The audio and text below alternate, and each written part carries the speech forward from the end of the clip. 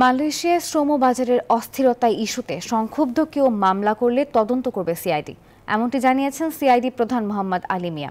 সকালে রাজধানীর মালিবাগে সিআইডির সেমিনার হলে অবৈধ অর্থ স্থানান্তর ও অনলাইন জুয়া নিয়ন্ত্রণের চ্যালেঞ্জ সমূহের উপর গবেষণার ফলাফল এবং সিআইডির আর্কাইভ নীতিমালার শীর্ষক দুটি বইয়ের মোড়ক উন্মোচন অনুষ্ঠানে সিআইডি প্রধান জানান, বাংলাদেশ ব্যাংকের রিজার্ভ চুরির মামলার তদন্ত শেষ পর্যায়ে রয়েছে।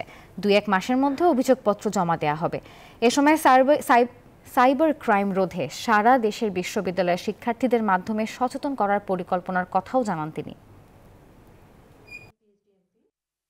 এই অবৈধভাবে যারা মানব পাচার করে বা ভুয়া টিকিট, ভুয়া ভিসা ইত্যাদি দিয়ে যারা মানুষের সাথে প্রতারণা করেছে, মানুষের অর্থ নিয়েছে, তাদের বিরুদ্ধে আমরা মানব পাচারের একদিকে মামলা করি, পাশাপাশি এটা মানি লন্ডারিং প্রেডিকেট অফেন্সের একটা পার্ট। প্রেডিকেট অফেন্সেও আমরা তাদের মানি লন্ডারিংও তাদের বিরুদ্ধে মামলা আমরা রুজু করে থাকি এবং আইনগত ব্যবস্থা গ্রহণ করে থাকি।